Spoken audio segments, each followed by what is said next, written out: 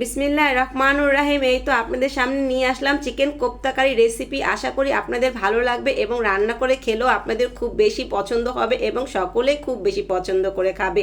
এই তো আমার চিকেন কোপ্তা কারি রান্নার জন্য যে রেসিপিটি দরকার, আমি এখন চলে যাব সেই রেসিপিতে। আর যারা আমার ভিডিওটি দেখছেন বা দেখবেন সকলকে অসংখ্য ধন্যবাদ। এই তো এখন আমার এই রেসিপিটি রান্নার জন্য যে উপকরণগুলি দরকার হবে সেগুলো হচ্ছে চিকেনটা কিন্তু আপনাকে আগেই বেটে নিতে হবে। আর আমি এই চিকেন বাটার মধ্যেই কিন্তু কাঁচামরিচ, ধনেপাতা আর পুদিনা পাতা একসাথে বেটে দিয়েছি, সামান্য আদা, রসুন, পেঁয়াজও বেটে দিয়েছি।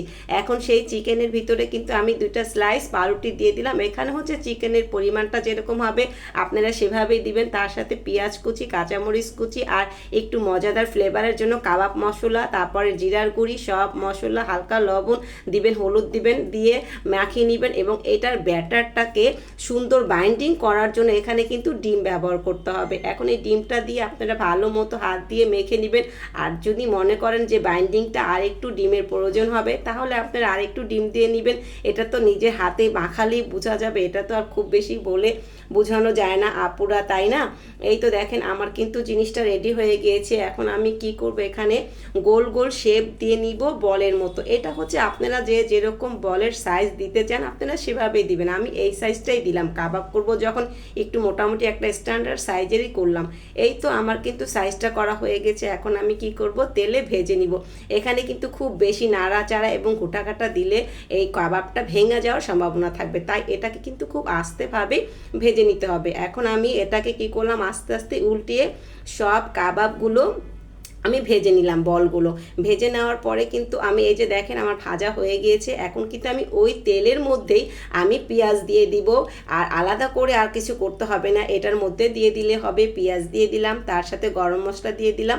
আর যদি মনে করেন তেলের পরিমাণটা আরেকটু লাগবে তাহলে আরেকটু দিয়ে নেবেন, আমিও দিলাম।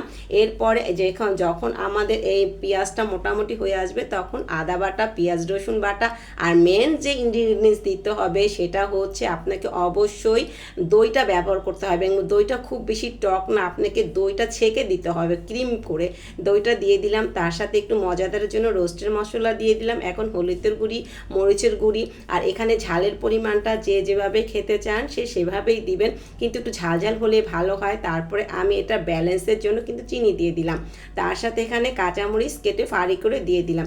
এখন আমি মশলাটা সুন্দর করে কষিয়ে নিব। এটা তো আমরা সবাই জানি কিভাবে কষাতে হয়। এই যে দেখেন আমার কিন্তু মশলাটা কষানো হয়ে গিয়েছে। এখন আমি এর ভিতরে কি করব, আমার চিকেনগুলো বলগুলো দিয়ে দিব। এখানে দিয়ে দিয়ে নেড়ে চেড়ে কি করতে হবে, এখানে কিন্তু কিছু পরিমাণে পানি দিতে হবে, তা না হলে মশলাটা ঘন হয়ে লেগে যেতে পারে এবং পুড়ে যাবে, তখন কিন্তু গ্রেভিটা সুন্দর হবে না। তাই আমি কি করব, এখানে কিছু পরিমাণে পানি দিয়ে দিব যেন কোপ্তাটা যেভাবে সিদ্ধ হয় সেই পরিমাণে। এটা তো আমরা সবাই বুঝি। এই তো ঢেকে দিয়েছি, কিছু সময় পরে আবার আস্তে উঠিয়ে একটু আমি নাড়াচাড়া করে দিব যে কি অবস্থা, উল্টে দিব যে কাবাবটা ঠিকঠাক মতো সিদ্ধ হচ্ছে কিনা, মশলাটা গেল কিনা। এই যে উল্টে দিয়েছি নেড়ে চেড়ে। এখন দেখেন আমার ফাইনাল লুক। এখন কিন্তু আমার চিকেন কোপ্তাটা রেডি হয়ে গিয়েছে। আর এখান থেকে কিন্তু আমি কিছু কিছু গরম মশলার তেজপাতাগুলো ফেলে দেবো। এই তো আমার চিকেন কোপ্তা কারি রেডি। যারা এতক্ষণ ধৈর্য সহকারে আমার ভিডিওটি দেখেছেন আপনাদের সকলকে অসংখ্য ধন্যবাদ। আল্লাহ হাফেজ।